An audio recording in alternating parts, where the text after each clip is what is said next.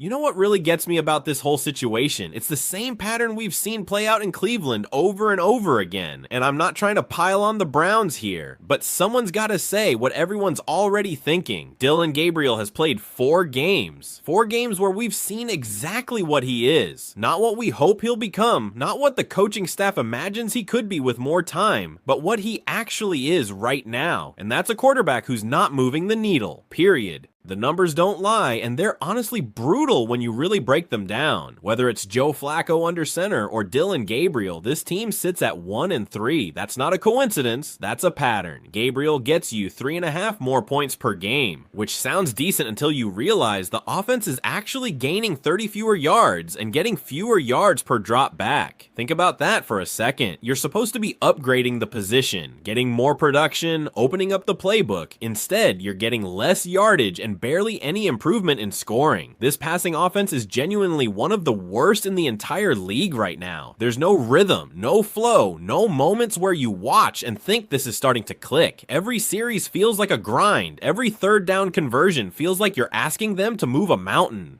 And here's where it gets really interesting, because the conversation about Shedeur Sanders isn't just about talent. It's about what this franchise is willing to admit to itself. When you draft a guy in the 5th round who played under the brightest spotlight in college football, who turned around a program that was in shambles, who carried himself with the kind of confidence that actually translates to winning, you can't just bury him on the depth chart and pretend he doesn't exist. That's not development. That's fear. Fear of being wrong. Fear of admitting that maybe your 3rd round investment isn't panning out. Fear of what it means if a 5th rounder outplays your higher pick.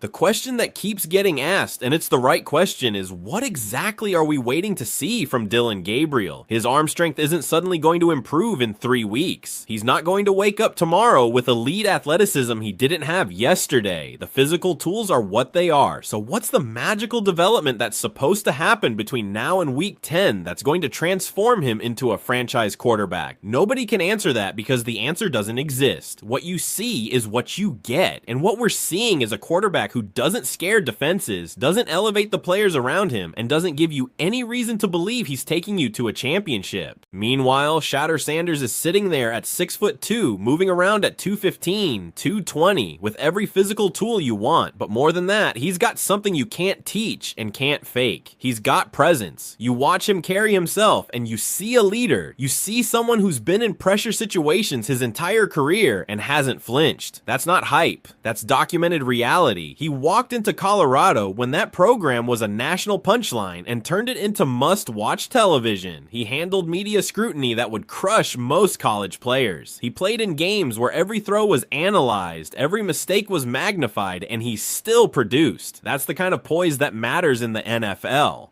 And let's talk about what happens in that stadium the moment Shedeur takes the field. Because this isn't just about X's and O's, it's about energy. It's about belief. Cleveland fans are starving for someone to believe in. They've been patient through so many false starts, so many quarterback carousels, so many promises that turned into disappointments.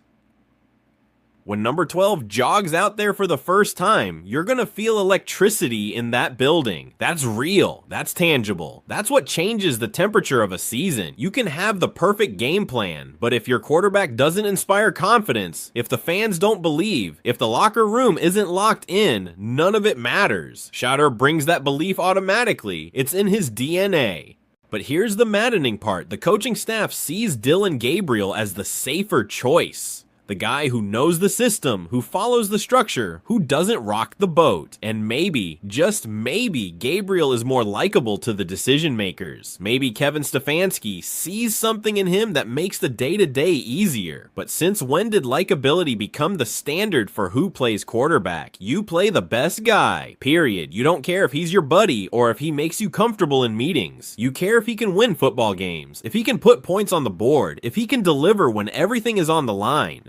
There's this idea floating around that you need to give Dillon Gabriel at least 7 or 8 games before making any kind of judgment. And look, I understand the logic. Rookies need time. Not everyone is CJ Stroud or Jaden Daniels walking in and torching the league from day one. That's rare. That's special. Most quarterbacks need a runway. But here's the thing. You give a quarterback time when you see growth, when you see flashes, when you see him making the same mistake twice and then fixing it the 3rd time. What you don't do is keep trotting sitting out a guy who's showing you nothing new while a better option sits on the bench, not even getting real practice reps. That's not patience, that's stubbornness. And it all comes back to that one brutal question. If you're not winning a Super Bowl with Dillon Gabriel, then what are you doing? Why are we going through this exercise? This isn't about being mean to the kid. This is about being honest with yourself as an organization. You play football to win championships. If you know deep down that the guy under center isn't that guy, then every game you play him is a wasted opportunity. The season's not a scrimmage. It's not practice. Every snap matters. Every game counts. And when you're already sitting at 1-3 with an offense that can't score, you don't have the luxury of waiting around hoping things magically improve.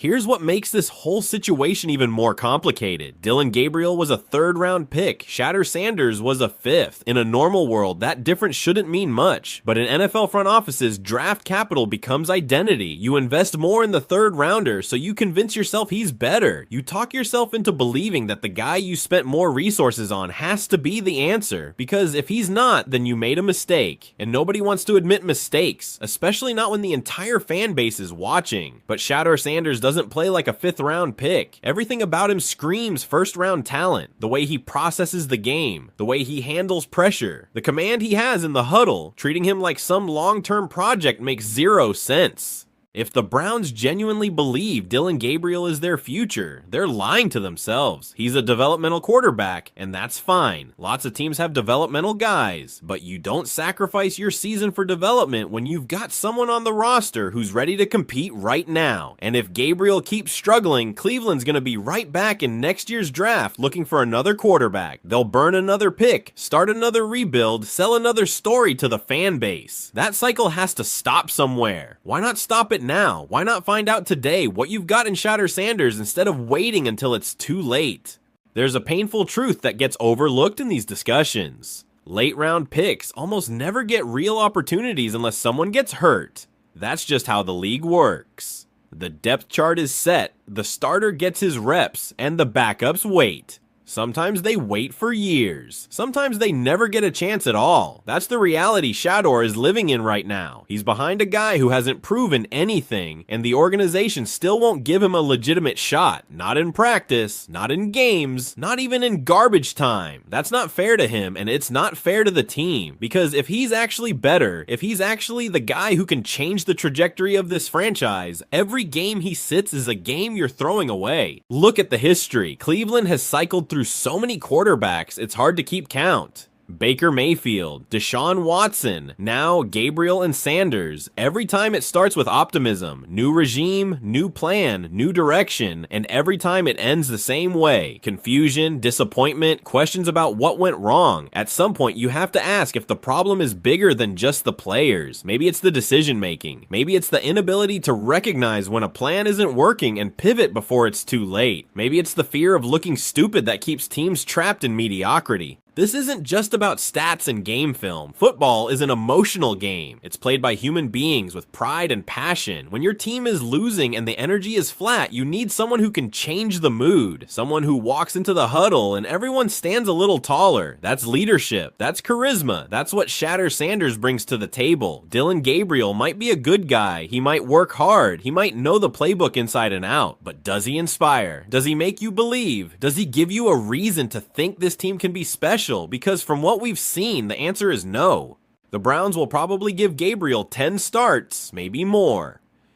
If he fails, and let's be honest, the way things are going, it's looking more likely than not, then Shedeur will get his shot. But by then, the season will be cooked, the games that mattered will be gone, the playoff hopes will be dead, and fans will be left wondering what could have been if the team had just made the move earlier. That's the part that stings. That's the part that lingers, because opportunity in the NFL doesn't wait. Windows close fast, and if you waste a year because you were too scared to make a change, you don't get that year back.